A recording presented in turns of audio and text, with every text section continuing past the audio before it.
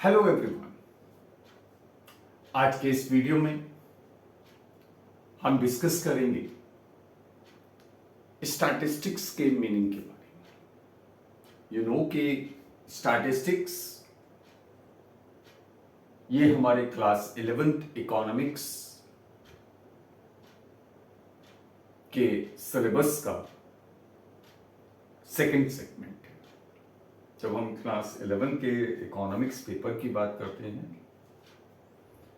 तो उस पेपर के अंदर 40 मार्क्स का माइक्रो इकोनॉमिक्स एंड 40 मार्क्स की स्टैटिस्टिक्स। तो आई थिंक कि this is known to every student who is in class 11 और जिसने इन द कॉमर्स स्ट्रीम या एज एन ऑप्शनल ह्यूमैनिटीज में भी या इवन साइंस स्ट्रीम में भी अगर उसने स्टैटिस्टिक्स मतलब इको को अगर उसने ऑप्ट किया है इकोनॉमिक्स को, तो every class 11 student knows about that. तो हम बात करते हैं मीनिंग ऑफ स्टैटिस्टिक्स की। अब स्टैटिस्टिक्स है क्या? तो actually statistics, this is something taken differently by different people. Statistics का मीनिंग अलग अलग लोगों के लिए अलग अलग है। जैसे अगर हम बात करें एक पर्सन जिसको क्रिकेट में बहुत ज्यादा इंटरेस्ट है, तो ऑब्वियसली उसके लिए स्टैटिस्टिक्स का मीनिंग क्या होगा? द क्वांटिटेटिव इंफॉर्मेशन, यानी कि जो न्यूमेरिकल इंफॉर्मेशन होती है which is related to the players और the matches in the game of cricket. ठीक है, और वो जो भी रिलेटेड इंफॉर्मेशन होती है उस इंफॉर्मेशन को वो गैदर करता है, उसको एनालाइज करने की कोशिश करता है। ठीक है, ऐसे ही एक पर्सन जो शेयर मार्केट से जुड़ा हुआ है, तो उसके लिए स्टैटिस्टिक्स का मतलब ऑब्वियसली द इंफॉर्मेशन जो हमारा रिलेट करती है with the rise and fall, that means increase and decrease in the prices of different shares. Similarly अगर हम बात करते हैं किसी गवर्नमेंट डिपार्टमेंट की, तो किसी भी गवर्नमेंट डिपार्टमेंट के लिए हमारा जो स्टैटिस्टिक्स है वो रिलेट करता है उस डिपार्टमेंट को किस तरह की इंफॉर्मेशन की जरूरत है और वो किस तरह या हम कहें वो किस चीज में डील करता है। जैसे फॉर एग्जांपल अगर हम बात करें आपका वेट्स एंड मेजर्स डिपार्टमेंट की, तो इसके लिए आपका बेसिकली जो स्टैटिस्टिक्स होगी वो स्टैटिस्टिक्स इसको क्या चाहिए? द क्वांटिटेटिव इंफॉर्मेशन और the numerical information which is related to mainly the data. उस डाटा से मेनली ये कंसर्न करेंगे या उसमें ये इंटरेस्टेड होंगे जो डाटा इनको इंफॉर्मेशन प्रोवाइड करे कि भाई हमने इस पर्टिकुलर ईयर में या इस पर्टिकुलर मंथ में हमने कितने लोगों का सर्वे किया and how many of them were using the correct weights and measures and how many were penalised और they were find for using the uncorrect or incorrect, ठीक है, weights and measures। इसी तरह से हमारा एक शॉपकीपर है, उसके लिए ऑब्वियसली स्टैटिस्टिक्स का मीन कि भाई उसका जो प्रॉफिट है, ठीक है, during the past few months whether it has increased और डिक्लाइंड और रिमेन्ड स्टेबल, उससे रिलेट करता है। एक इंडस्ट्रियलिस्ट के लिए ठीक है भाई, उसका प्रोडक्शन जो है वो इंक्रीज हुआ, उसका प्रॉफिट मार्जिन इंक्रीज हुआ या डिक्रीज हुआ, उसकी सेल इंक्रीज हुई डिक्रीज हुई।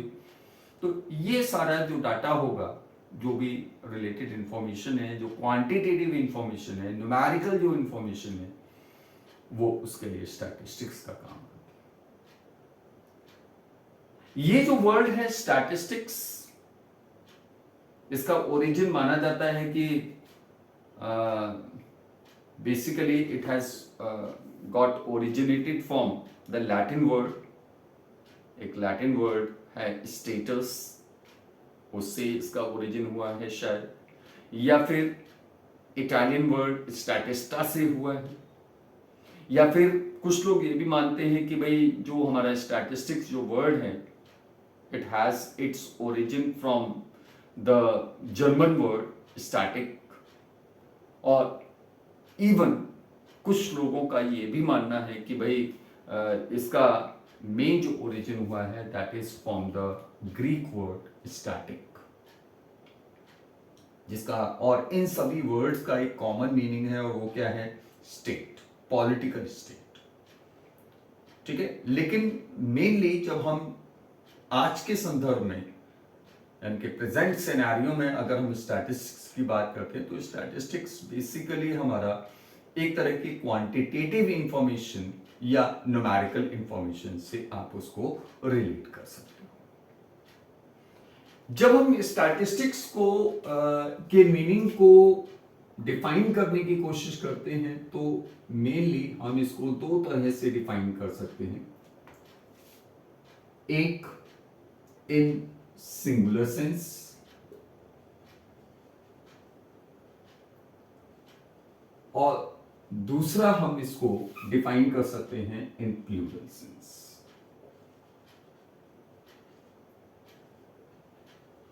ठीक है, तो दो तरीके से इसको डिफाइन किया जा सकता है, यानी कि इसका मीनिंग जो है वो सिंगुलर सेंस में अलग है, और प्लूरल सेंस में इसका मतलब यानी कि इसका मीनिंग अलग है। ठीक है, तो सबसे पहले हम बात करते हैं सिंगुलर सेंस में। तो स्टैटिस्टिक्स इन सिंगुलर सेंस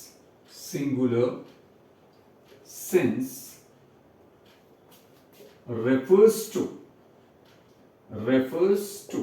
अब देखो, जब हम सिंगुलर सेंस में बात करते हैं तो इसमें हमारा बेसिकली वो सारे मेथड्स और टूल्स हमारे आते हैं जिनसे हम क्या करते हैं, बेसिकली जो भी हमारा न्यूमेरिकल इंफॉर्मेशन है उसको गैदर करते हैं, पहली चीज। ठीक है, तो इसमें हम मतलब बेसिकली हमारा जो भी एनालिटिकल मेथड्स है, तो हम जो है कलेक्शन ऑफ डाटा से एनालिसिस तक जाते हैं। तो कैसे? Since refers to collection, organisation,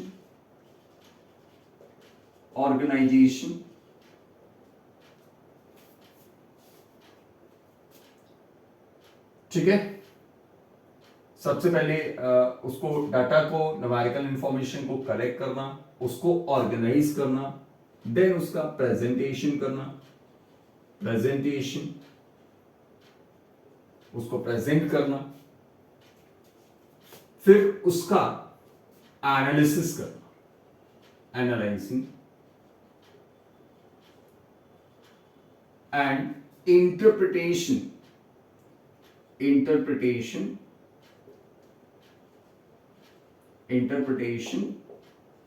of numerical data। ठीक है, यानी कि हम जब सिंगुलर सेंस में स्टैटिस्टिक्स की बात करते हैं तो इसमें हमारा क्या चीज आती है? Collection of data, organisation of data, numerical information, then हमारा प्रेजेंटेशन ऑफ डाटा, ठीक है, देन एनालिसिस या analysing the data, and then finally interpretation of the data. ठीक है, तो बेसिकली हमारा इसमें क्या करेंगे हम? Step by step. First step is collection of data. ठीक है, तो first of all we have the collection of data. ये हमारा स्टेप 1 होगा, ठीक है, जहां पर हम डिफरेंट मेथड्स हम क्या करेंगे, डाटा को कलेक्ट करेंगे, ठीक है, यानी कि बाय यूजिंग ठीक है, बाय यूजिंग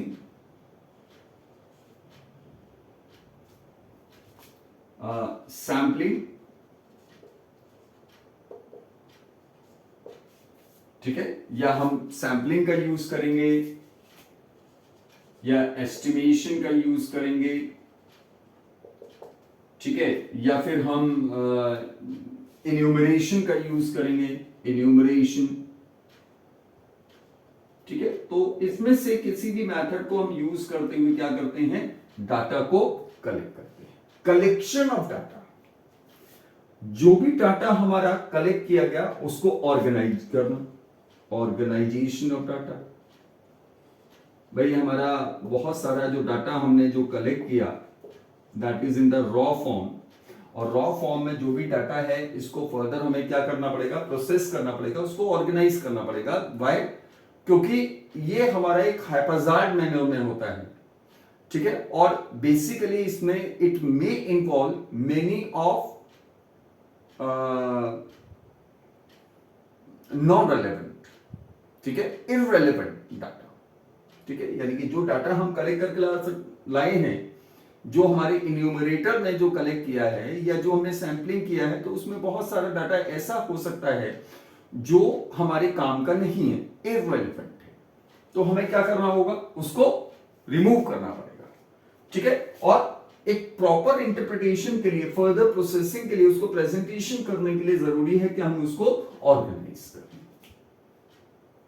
ठीक है। तो हम क्या करते हैं, उस डाटा को ऑर्गेनाइज करते हैं, ठीक है।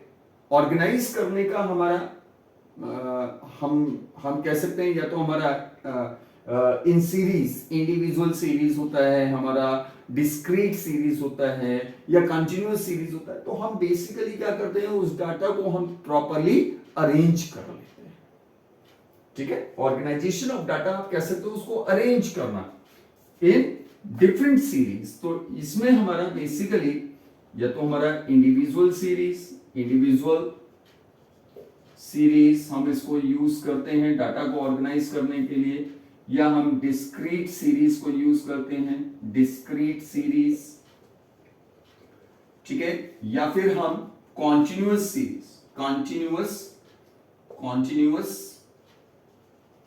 सीरीज, इनको हम यूज करके डाटा को क्या करते हैं, यानी कि डाटा को हम प्रॉपरली अरेंज कर लेते हैं, ठीक है, in different series, individual series में या डिस्क्रीट सीरीज में या कॉन्टिन्यूअस सीरीज में उस डाटा को अरेंज कर सकते हैं, जिससे कि हम फर्दर उसको क्या कर पाए, प्रेजेंटेशन कर पाए। तो नेक्स्ट हमारा जो स्टेप होता है that is presentation of data, presentation of data. अब जो भी हमारा न्यूमेरिकल इंफॉर्मेशन है इसको प्रेजेंटेशन करना। अब प्रेजेंटेशन करने के लिए हम इन टेक्सुअल फॉर्म, या तो हम टेक्सुअल फॉर्म में करते हैं, ठीक है, या फिर हम इसको प्रेजेंट करते हैं in the form of a diagrammatic manner, diagrammatic form या ग्राफिकल फॉर्म, ठीक है, यानी कि डाटा को क्या करना, इजीली उसको हम इंटरप्रेट कर पाए, उसको इजीली समझ पाए। एक लेमैन में, एक normal person who does not know much about statistics, जिसको ये सारा स्टैटिस्टिक्स के बारे में बहुत कुछ नहीं पता है, वो कुछ नहीं जानता, लेकिन सिंपली वो हम डाटा को इस तरह से प्रेजेंट करें कि वो उसको इजीली समझ पाए। तो ये हमारा जो स्टेप है that is presentation of data. Next हमारा उस डाटा को एनालाइज करना, analysis of data, analysis of data यानी कि डाटा को प्रोसेस करना। अब इसमें हम क्या करते हैं, बेसिकली या तो हम उसका मेजर्स ऑफ सेंट्रल टेंडेंसी करेंगे, मीन, मोड या मीडियन हम उसका फाइंड आउट करेंगे, ठीक है, या उसका स्टैंडर्ड डेविएशन फाइंड आउट करते हैं, या उसका कोरिलेशन फाइंड आउट करते हैं, इंडेक्स नंबर्स निकालते हैं। तो ये सब हमारे क्या है, उस डाटा को फर्दर एनालाइज करें एंड फाइनली उस डाटा का इंटरप्रिटेशन ऑफ डाटा। भाई डाटा हमने क्यों कलेक्ट किया, उससे कंक्लूजन निकालने के लिए कि भाई हम जो है वो समझ पाए व्हाट इज द ट्रेंड, और जो भी हमारा स्टेट ऑफ इंक्वायरी है हम उसको प्रॉपरली समझ पाए, ठीक है। तो that is the reason why we have collected the data. तो फर्दर हम जो है वो इन स्टेप्स से होते हुए सबसे पहले हम डाटा को कलेक्ट करेंगे, तो सब ठीक है, और उसको ऑर्गेनाइज किया जाता है, उसका प्रेजेंटेशन, देन फाइनली उसको हम एनालाइज करेंगे और एट द लास्ट हम उससे कंक्लूजन या हम कह सकते हैं हम उसको इंटरप्रेट करते हैं। तो these are the different steps जो हमारे स्टैटिस्टिक्स में इन्वॉल्व होते हैं, ठीक है। Once we are talking about statistics in singular sense, ठीक है।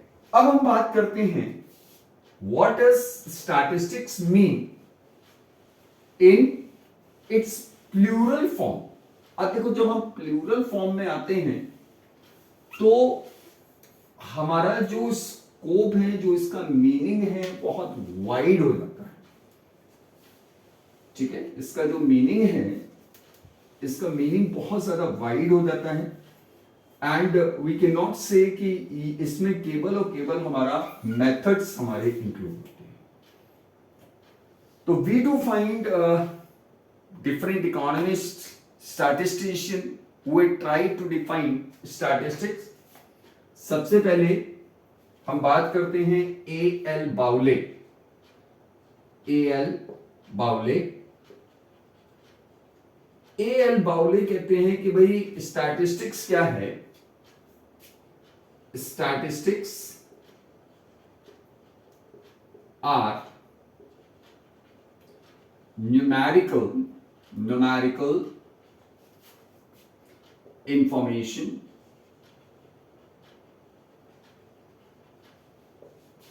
या हम कह सकते हैं numerical data in any department of inquiry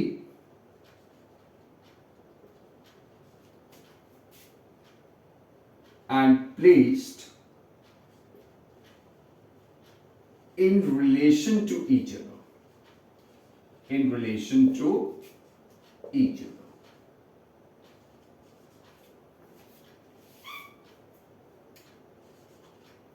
यानी बहुत सिंपल सी डेफिनेशन है भाई, किसी भी डिपार्टमेंट के अंदर जो भी हमारी न्यूमेरिकल इंफॉर्मेशन, जो भी न्यूमेरिकल डाटा होता है जिसको कलेक्ट किया जाता है, ठीक है, और फर्दर उस पर बेस्ड इंक्वायरी की जाती है, तो that is what we call statistics.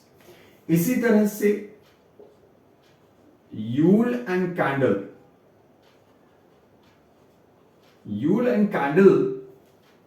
उनका क्या कहना है, बाय स्टैटिस्टिक्स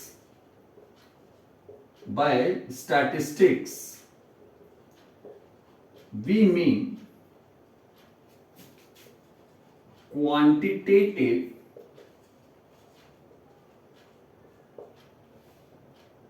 डाटा, ठीक है। यानी कि हमारा मतलब क्या है, क्वांटिटेटिव डाटा। स्टैटिस्टिक्स हमारा बेसिकली क्या है, क्वांटिटेटिव डाटा है, ठीक है। अब यहां पर हमारा जब हम ये कह रहे हैं कि क्वांटिटेटिव डाटा है, ठीक है, तो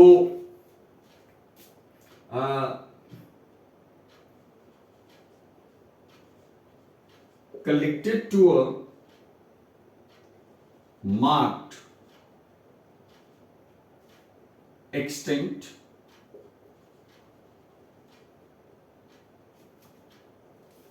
नहीं, डाटा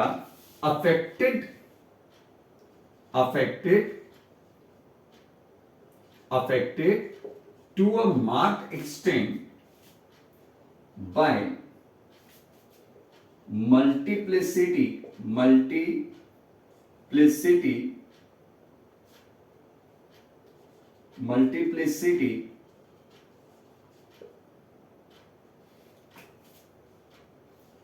of causes। ठीक है, यानी कि ये हमारा क्या है, ये बेसिकली क्वांटिटेटिव डाटा होता है जो हमारा अफेक्ट होता है, ठीक है, किस चीज से, बहुत सारे फैक्टर्स से, बहुत सारे कॉजेस से, मल्टीप्लिसिटी ऑफ कॉजेस, ठीक है, उनसे अफेक्ट होता है। स्टैटिस्टिक्स का जो सबसे एक कॉम्प्रिहेंसिव, सबसे ज्यादा एक ब्रॉड जो डेफिनेशन दिया, वो दिया होरेस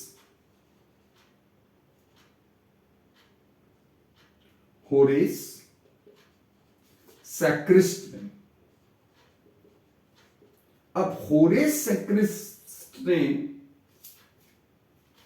जब स्टैटिस्टिक्स को डिफाइन किया तो he had given a comprehensive definition, जिसने हमारी पहले की, यानी कि पहले की जो भी हमारी डेफिनेशंस थी विच वर रिलेटेड टू स्टैटिस्टिक्स, उन सभी को एसिमिलेट कर दिया। ठीक है, व्हाट डिड होरेस सैक्रिस्ट से? Statistics in its plural sense, statistics जो है जब हम इसके प्लूरल सेंस में बात करते हैं, in its plural sense refers to, जब प्लूरल सेंस में बात करते हैं तो इसका मतलब क्या है, refers to aggregate of facts, aggregate of facts।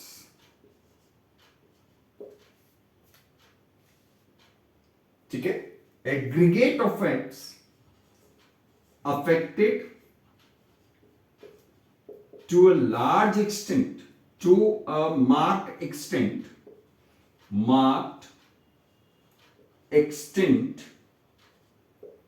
by multiplicity of causes,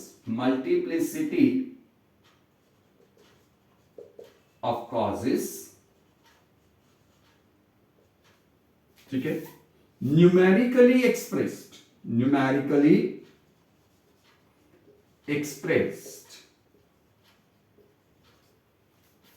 इसको न्यूमेरिकली क्या किया जाता है, एक्सप्रेस किया जाता है। enumerated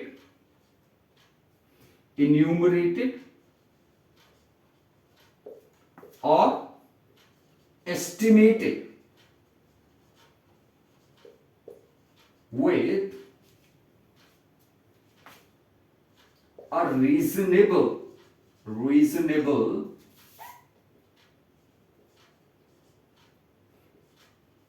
level of accuracy, or you can say standard of accuracy, reasonable standard of accuracy,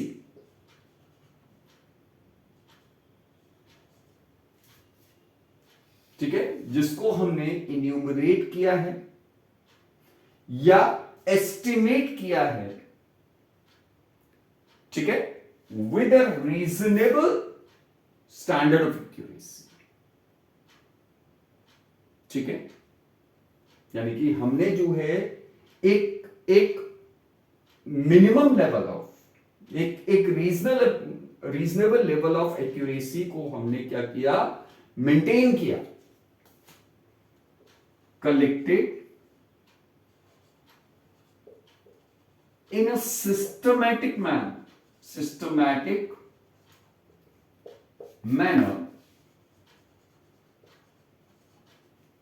for a predetermined determined purpose, एक पहले से ही फिक्स किए हुए पर्पस के साथ इसको क्या किया जाता है, कलेक्ट किया जाता है, and placed in relation to each other, in relation to each other.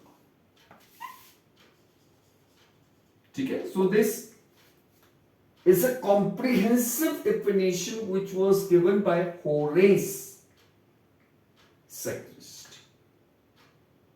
ठीक है, हर चीज इसको में इन्वॉल्व किया गया। ठीक है, आप देख रहे हो यूल और कैंडल की डेफिनेशन भी इसमें शामिल है, और यहां पर अगर हम बात करें तो एल बाउले का जो डेफिनेशन है स्टैटिस्टिक्स का, उसको भी यहां पर इन्वॉल्व किया गया। और इन सभी को इन्वॉल्व करते हुए he has given a comprehensive definition of statistics in its plural sense. ठीक है, तो चलिए बात करते हैं हम इसके जो डिफरेंट एस्पेक्ट्स हैं। Late us talk about all of them. ठीक है, तो सबसे पहले इस डेफिनेशन हमारे पास ऑलरेडी है, तो let us talk about it's different aspects. तो होरेस सैक्रिस्ट क्या कहते हैं भाई, कि ये हमारा क्या है, सबसे पहले aggregate of facts, number one, aggregate of facts, aggregate of facts. What does he mean to say? भाई हम जब उसके एलिमेंट्स को पढ़ रहे हैं, उसकी डेफिनेशन को पढ़ रहे हैं, तो let us talk about his the main components और the elements of his definition. सबसे पहला हमारा क्या है, एग्रीगेट ऑफ फैक्ट्स। वो ये कहता है कि भाई हमारा जो स्टैटिस्टिक्स है वो प्लूरल सेंस में क्या है, एग्रीगेट ऑफ फैक्ट्स है। क्या मतलब हुआ इसमें? इसका मतलब यह है कि हमारा एक single number which is not representing any aggregate, तो वो हमारा स्टैटिस्टिक नहीं हो सकता। सपोज इफ आई से कि Ram scored 25 marks out of 50 in Hindi. अब ये जो हमारा नंबर है 25 मार्क्स, क्या ये हमारा एग्रीगेट है? नहीं, this is not an aggregate number, क्योंकि वी आर नॉट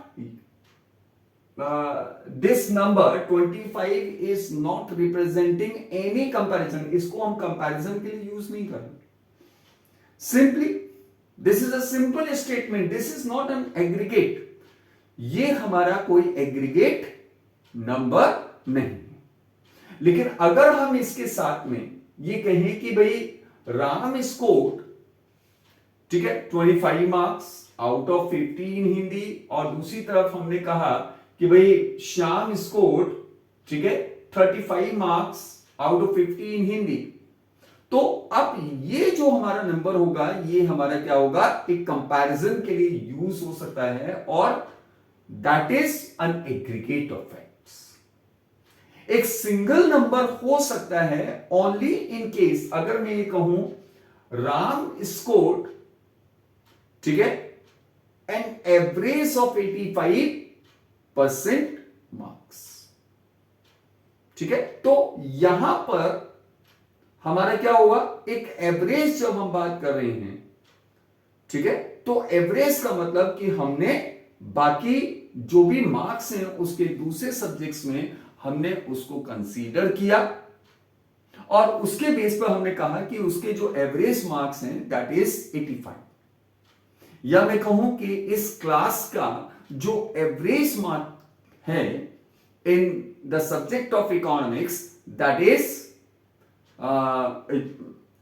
35, ठीक है, आउट ऑफ 50, ठीक है। तो ये हमारा क्या होगा कि वो जो 35 है that is an average mark and that is calculated by taking the marks of all the students, ठीक है, सिक्योर्ड इन इकोनॉमिक्स। तो हमारा एक सिंगल नंबर तभी, एक सिंगल वैल्यू तभी हमारा स्टैटिस्टिक्स का पार्ट हो सकती है, यानी कि वो स्टैटिस्टिक्स हो सकती है जब वो एग्रीगेट वैल्यू को रिप्रेजेंट करेगी, अदरवाइज वो हमारा स्टैटिस्टिक्स नहीं है, ठीक है। आगे बढ़ते हैं। दूसरा, दैट इज, दूसरा जो हमारा इसका एलिमेंट है that is what, affected to a marked extent by multiplicity of causes, affected, ठीक है, to a marked extent by multiplicity of causes। अब देखिए, किसी भी इकोनॉमिक प्रॉब्लम को या किसी भी इंक्वायरी में जब हम होते हैं, ठीक है, तो हमको ध्यान रखना है कि there could be a number of facts जो उसको अफेक्ट करते हैं और कर सकते हैं, ठीक है। जैसे for example the price of tomato in the market is increasing. Market के अंदर टमाटर का रेट जो है बहुत तेजी से बढ़ रहा है। अब हम इसकी बात करते हैं, affected to a marked extent by multiplicity of causes. बहुत सारी कॉजेज अब इसमें हो सकते हैं, कोई हमारा एक सिंगल कॉज नहीं हो सकता। इट मे बी कि भाई जिन एरियाज में हमारा टोमेटो का प्रोडक्शन होता है उन एरियाज में हो सकता है, ठीक है, फ्लड आ गई, ठीक है, या उस रीजन के जो फार्मर्स हैं उस रीजन के फार्मर्स ने बजाय अपना जो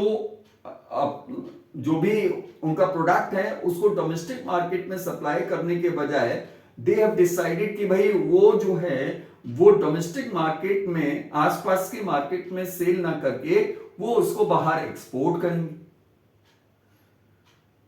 या मान लीजिए उनका जो प्रोडक्शन कॉस्ट है वो बढ़ गया है, या सपोज करिए transporters have increased their transportation charges, ठीक है। तो there could be a multiple of causes जिसकी वजह से वो हमारा डाटा जो न्यूमेरिकल वैल्यूज हैं वो हमारी क्या हो रही है, अफेक्टेड हो रही है। तो दिस इज अनदर, ठीक है, एलिमेंट ऑफ हिज डेफिनेशन कि भाई जो भी हमारे एग्रीगेट्स ऑफ फैक्ट्स होते हैं वो हमारे बहुत सारे कॉजेस से अफेक्ट हो सकते हैं। थर्डली, ठीक है, न्यूमेरिकली एक्सप्रेस्ड,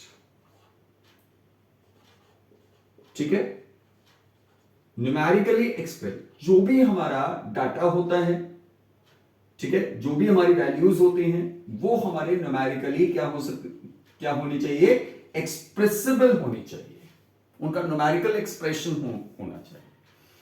अगर वो न्यूमेरिकली एक्सप्रेस नहीं हो सकती है तो वो हमारा स्टैटिस्टिक्स नहीं होगा, यानी कि जिसको हम मेजर करके न्यूमेरिकली एक्सप्रेस नहीं कर सकते, जैसे हमारा ब्यूटी है,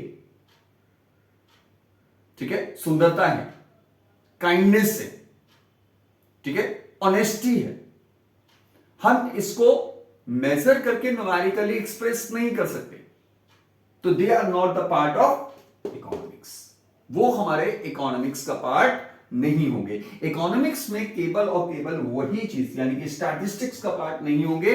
स्टैटिस्टिक्स में केवल और केवल वही चीजें आएंगी उसी चीज को हम इंक्लूड करेंगे, केवल उन्हीं एट्रीब्यूट्स को इंक्लूड करेंगे जिनको हम मेजर करके न्यूमेरिकली एक्सप्रेस कर सकते हैं। Otherwise they are not the part of statistics. Next हमारा एन्यूमरेटेड और estimated with a reasonable standard of accuracy। ठीक है, तो नेक्स्ट इज enumerated और estimated। हम इसको या तो enumerate करते हैं या estimate करते हैं। enumerated का मतलब 1 to 1 काउंटिंग, ठीक है। जैसे फॉर एग्जाम्पल इफ आई से आज क्लास में 30 students are present out of 35, तो दैट मीन्स ये जो इंफॉर्मेशन है this is based on enumeration. I have actually counted the student and then I say कि भाई आज क्लास में 35 में से 30 स्टूडेंट्स प्रेजेंट है। This is what we call enumeration, 1 to 1 counting. Estimation, भाई आज जो है वो एक लीडर एक्स की रैली हुई थी, पॉलिटिकल रैली हुई थी, और रैली में करीब 10,000 लोग जो हैं वो आए थे। तो that is what I have not actually counted, मैंने एक्चुअली लोगों को काउंट नहीं किया। This is what I am saying on the basis of estimation. मैंने केवल एक एस्टिमेशन किया कि भाई करीब करीब हमारे 10,000 लोग जो हैं वो वहां पर प्रेजेंट है। I have not actually counted. तो जब एक्चुअल काउंटिंग की जाती है इन्यूमरेशन, जब एक्चुअल काउंटिंग ना करके एक एस्टिमेशन के बेस पर कहा जाता है तो दैट इज एस्टिमेटेड। ठीक है, नेक्स्ट हमारा रीजनेबल स्टैंडर्ड ऑफ एक्यूरेसी। इसको कलेक्ट किया जाता है, एक रीजनेबल स्टैंडर्ड ऑफ एक्यूरेसी को मेंटेन किया जाता है। देखो भाई 100% एक्यूरेसी या हम कहें एक हाई लेवल ऑफ एक्यूरेसी को मेंटेन करना दैट इज नॉट पॉसिबल। ठीक है, वो केवल और केवल प्योर साइंसेस में हो सकता है। और ये हमारे बेसिकली क्या है, आप कह सकते हो एक ऐसा साइंस है which is not a pure science, जो हमारा कहीं ना कहीं ह्यूमन बिहेवियर इन सारी चीजों पर डिपेंड करता है, न्यूमेरिकल इंफॉर्मेशन पर डिपेंड कर रहा है। तो वहां पर हम ये कोशिश करते हैं कि एक रीजनेबल, मतलब ये भी नहीं कि एक्यूरेसी को बिल्कुल ही इग्नोर कर दिया जाए, लेकिन एक रीजनेबल स्टैंडर्ड ऑफ एक्यूरेसी के साथ उसको कलेक्ट किया जाता है। एक हाई लेवल ऑफ एक्यूरेसी यहां पर मेंटेन नहीं हो पाती। Collected in a systematic manner, collected in a systematic manner। कभी भी जो हमारा न्यूमेरिकल इंफॉर्मेशन होती है या जो स्टैटिस्टिकल जो भी डाटा होता है वो एक सिस्टमैटिक मैनर में उसको कलेक्ट किया जाता है। हैप्पैज़ार्ड वे में अगर उसको कलेक्ट किया जाएगा then it will be of no use, इसका कोई भी यूज नहीं होगा। ठीक है, यानी कि सपोज करिए कि हमने अपने न्यूमरेटर्स को बोल दिया कि भाई डाटा कलेक्ट कर लो, और हमने उनको क्लियरली एक्सप्लेन नहीं किया कि भाई किस तरीके से डाटा हमारा ऑर्डर क्या होना चाहिए, ठीक है, डाटा कलेक्शन का, तो obviously it will be it will be bringing us no influence और no use of that data. हमारे लिए उसका कोई डाटा का यूज नहीं होगा। जैसे for example if I say कि भाई वेदर यू आर मैरिड और अनमैरिड, ठीक है, और वो आंसर करता है कि भाई I am unmarried, and then I ask कि भाई how many children you have, तो ये हमारा सिस्टमैटिक मैनर नहीं होगा। या मैं पहले अपना क्वेश्चन को अपना इस तरीके से ऑर्डर में रखूं कि भाई मैं उससे पूछ रहा हूं भाई आप जॉब करते हैं या नहीं करते हैं, ठीक है, और उसके बाद में उसकी एजुकेशनल क्वालिफिकेशन पे जाऊं तो it is of no use. ठीक है, तो एक सिस्टमेटिक मैनर में हमारा डाटा का कलेक्शन होना चाहिए। Then data is collected for a predetermined purpose. ठीक है, data is collected for a predetermined purpose, predetermined purpose. Data जो भी हमारा कलेक्ट होता है उसका कलेक्शन का जो पर्पस है वो पहले ही हमारा क्या होता है, डिसाइड होता है। अगर हम पहले से पर्पस को डिसाइड नहीं करेंगे तो डाटा हमारा, सपोज करो कि हमको चाहिए हाइट का, और हम डाटा हमने कलेक्ट कर लिया वेट का, तो it will be of no use. तो सबसे पहले हमें क्या करना पड़ेगा, उसका पर्पस, हमारा स्टडी ऑफ इंक्वायरी।